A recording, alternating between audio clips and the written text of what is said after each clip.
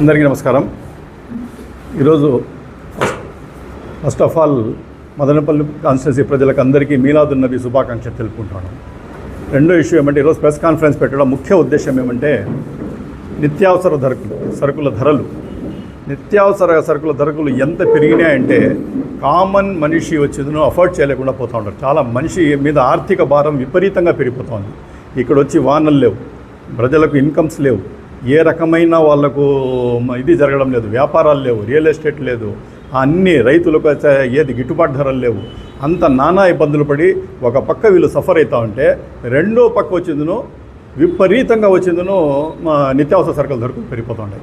ఎంత ఇబ్బంది పడుతూ ఉంటారంటే ఒక ఆటవాడు, చిన్న కూలీలు కానీ కార్మికులు కానీ వాళ్ళందరికీ పన్నులు లేక వాళ్ళు బాధలు పడి ఇది చేస్తూ ఉంటే ఈరోజు నిత్యావసర సరుకులు వచ్చిందో ఇది చేస్తూ ఉంటారు. ఒక పక్క ఆర్థిక భారం విపరీతంగా, మెడికల్ ఫీల్డ్లో చూసుకుంటే ఆర్థిక భారమే, వాళ్ళకి ఏదైనా ఆరోగ్యాన్ని చూసుకుంటే కూడా ఆర్థిక భారమే, అదేవిధంగా ఎడ్యుకేషన్ పరంగా చూస్తే కూడా వాళ్ళ మీద ఆర్థిక భారమే. అది కాకుండా తినే తిండికి కూడా ఆర్థిక భారం ఎక్కువైపోతాం. ఈ రకంగా అసలు ఆంధ్ర రాష్ట్రంలో ఈ ప్రభుత్వం అనేది ఒకటి ఉందా, కూటమి ప్రభుత్వం అనేది ఉందా అనేది ప్రతి ఒక్కరికి అనుమానాలు తలెత్తుతూ ఉంటాయి. అసలు ఏం చేస్తూ ఉంది ఈ ప్రభుత్వం? మీరు ఈరోజు ప్రభుత్వంలో వచ్చేసి ఓట్లు వేసుకొని ఆ రోజు నానా మాటలు చెప్పేసినారు. ఆ రోజు జగన్మోహన్ రెడ్డి గారి పీరియడ్లో నామినల్గా కొన్ని రేట్లు పెరిగింటే మీరు వీధి తిరిగి బాధుడే. రోజు ఏమైంది? ఈరోజు ఏమవుతుంది? ఇది బాధుడే కాదు, ఇది వీరబాధుడు. ఇది ఎక్కడ చూసినా ప్రజలు వచ్చిన అల్లా కల్లోలంలో ఉన్నారు, చాలా ఇబ్బందులు పడుతూ ఉంటారు. పట్టించుకునే నాదుడు, వాళ్ళ పక్క ఆలోచించే నాదుడే లేడు. వాళ్ళ కూర్చోబెట్టి మీ బాధలు ఎవరు అడిగే నాదుడు కూడా లేదు. ఫర్ ఎగ్జాంపుల్ చూడండి, 2000 మేము చాలా వరకు director of economics and statistics department నుండి టోటల్ డేటా తీసుకున్నాం. 2004 మే 2024లో అప్పుడు జగన్మోహన్ రెడ్డి గారు గద్దె దిగేటప్పుడు ఉండే రేట్లేమి, ఈరోజు నిన్నటికి ఆగస్టు 2026 నిన్నటి డేట్కి ఉండే రేట్లు ఏమి అనేది కూడా director of economics and statistic departments రేట్లు తీసుకుంటే అసలు అవాక్కైన ఇవి కనబడుతూ ఉన్నాయి మాకు. నిజంగానే ఎంత తేడా ఉంది. పెరిగిండే రేట్లు వచ్చి 50%, 60%, 70% కూడా పెరిగిండే దాఖలాలు ఉన్నాయి. ఫర్ ఎగ్జాంపుల్ పామ్ ఆయిల్ తీసుకోండి. ఆ రోజు జగన్మోహన్ రెడ్డి గారు దిగేటప్పుడు 93 రూపాయలు ఉండింది ఒక లీటర్ ధర. ఈరోజు వచ్చిందనో 153 రూపాయలు ఉంది పామాయిల్ ధర. పామాయిల్ ధర వచ్చి 153 ఉండింది. అదేవిధంగా సన్ఫ్లవర్ వచ్చిందనో ఆ రోజు వచ్చింది 113 రూపాయలు ఉండింది జగన్మోహన్ రెడ్డి గారు ఉండేటప్పుడు. ఈ రోజు వచ్చి 179 రూపాయలు. అంటే దగ్గర 58% వచ్చిందనో సన్ఫ్లవర్ ఆయిల్ రేట్ పెరిగింది. పామాయిల్ రేట్ వచ్చిందనో దగ్గర 63% పెరిగింది. అదేవిధంగా చక్కెర అయితే ఇంకా చెప్పనక్కర్లేదు. చక్కెర ధరలు వచ్చిందినో ఆ రోజు జగన్మోహన్ రెడ్డి గారు ఇది ఉండేటప్పుడు 43 రూపాయలు ఉండింది. ఈ రోజు వచ్చిందినో 70 రూపాయలు. దగ్గర 75% వరకు కూడా చక్కెర రేటు పెరిగింది. అదేవిధంగా ఉల్లిపాయలు అయితే ఇంకా చెప్పలే. ఉల్లిపాయలు అంటే కోస్తే కళ్ళ నీళ్ళు వస్తాయి, కొనేదానికే కళ్ళ నీళ్ళు వస్తూ ఉంటాయి. ఆ పరిస్థితి వచ్చేస్తూ ఉంది. 28 రూపాయలు వచ్చిందినో ఇది ఉండింది ఆ రోజు కేజీ ధర. ఈరోజు వచ్చిందినో 60 రూపాయలు వచ్చేసి 60 రూపాయలు. ఇంకా పెరిగే అవకాశాలు కూడా ఉన్నాయి. అదేవిధంగా వచ్చి ఎండు మిరప 177 రూపాయలు ఉండింది ఆ రోజు జగన్మోహన్ రెడ్డి గారు ఉండేటప్పుడు. ఈరోజు వచ్చింది 289 రూపాయలు వచ్చిందిను ఒక కేజీ ఎండు మిరపకాయ ఉంది. పెట్రోల్ డీజిల్ అయితే ఆ రోజు జగన్మోహన్ రెడ్డి గారి పీరియడ్లో స్లైట్లీ పెరిగింటేనే వీణ లోకేష్ గారు ప్రతి పెట్రోల్ బంక్ ఆడిపోయి సెల్ఫీలు తీసి చూడండి ఇంత పెంచేసినాం మేము, అంత పెంచేసినాం మేము, తగ్గిస్తామన్నారు. ఈరోజు పెట్రోల్ రేటు ఆ రోజు 109 ఉండింది, ఈరోజు 117 రూపాయలు ఉంది.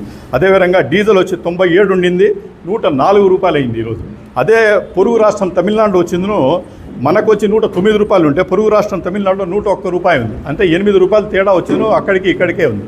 అదేవిధంగా పెట్రోల్ కూడా అక్కడ ఇక్కడ 117 ఉంటే అక్కడ 107 రూపాయలు ఉంది. అంటే 10 రూపాయలు తేడా అక్కడికి ఇక్కడికి ఉంది. ప్రతిదీ కూడా తీసుకోండి. ఇంకా డీజిల్ కూడా అదే పరిస్థితి.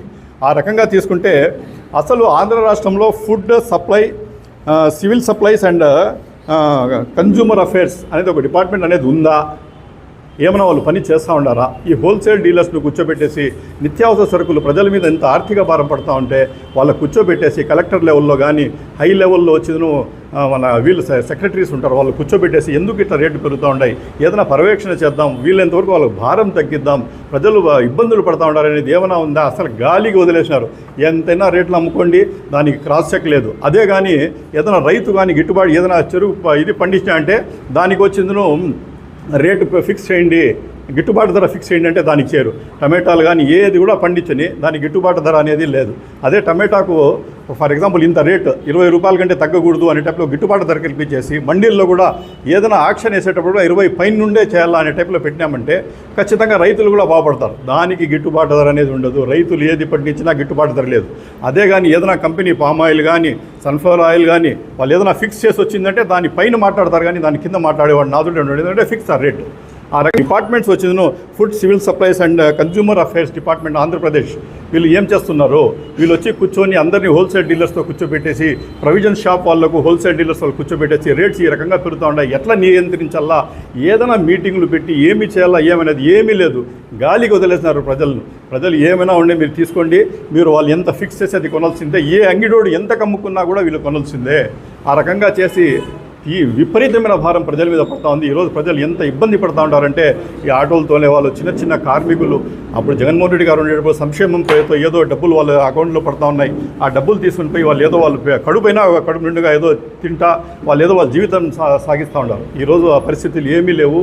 ఎక్కడ చూసినా వాళ్ళకి ఇబ్బందులే పాపము. అక్కడ వచ్చి డబ్బులు రావడం లేదు, ఇక్కడ ఇది రావడం లేదు. మళ్ళీ చూస్తే మా మంచి ప్రభుత్వం చేతులు ఇంటింటికి మేము తిరుగుతామని చెప్పి తిరుగుతూ ఉంటారు. ఏం సాధిస్తారని తిరుగుతూ ఉంటారో మాకేం అర్థం కావడం లేదు. కాబట్టి దయచేసి ఇప్పటికైనా ఈ డిపార్ట్మెంట్స్ కూడా ఇది చేసేసి ఉండే రేట్లను కూడా నియంత్రించి, ఎందుకు ఇన్ని రేట్లు పోతూ ఉంటాయి, ఏ రకంగా నియంత్రించాలా. ఇప్పుడు డీజిల్ పెట్రోల్కి అయితే మీరు వ్యాట్ తగ్గించుకోండి, రేట్ అంతా కిందికి తీసుకుని వచ్చి రేట్ను కంట్రోల్ పెట్టండి. కొన్నాళ్ళైనా మనం ఓట్లు వేసి మనం గెలిపించినందుకు వాళ్ళకి ఏదైనా న్యాయం మనం చేయాలన్నా వద్దా? ఏం లేకుండా గాలికి వదిలేసి మీరు ఉండేది ఎందుకు? రెండు వర్గాలు ఇక్కడ బాగుపడుతూ ఉంటాయి. ఒకడు వచ్చిందో కూటమి నాయకులు బాగుపడుతూ ఉంటారు, కూటమి కార్యకర్తలు బాగుపడుతూ ఉంటారు తప్ప ప్రజలు వచ్చి అందరూ నానా హింసలు పడి చాలా ఇబ్బందులు పడి జీవితాలు గడుపుతూ ఉంటారు. వాళ్ళ గురించి ఆలోచించే నాదుడే లేడు. కాబట్టి ఇకనైనా ఖచ్చితంగా ఈ నిత్యావసర సరుకులను కంట్రోల్ చేయకపోతే ఖచ్చితంగా వైఎస్ఆర్ కాంగ్రెస్ పార్టీ తరఫున మేము వీధులకు వచ్చేసింది, ప్రజా తరఫున ఉద్యమాన్ని కూడా రెడీ చేసుకుని త్వరగా మనం చేసుకుంటాం.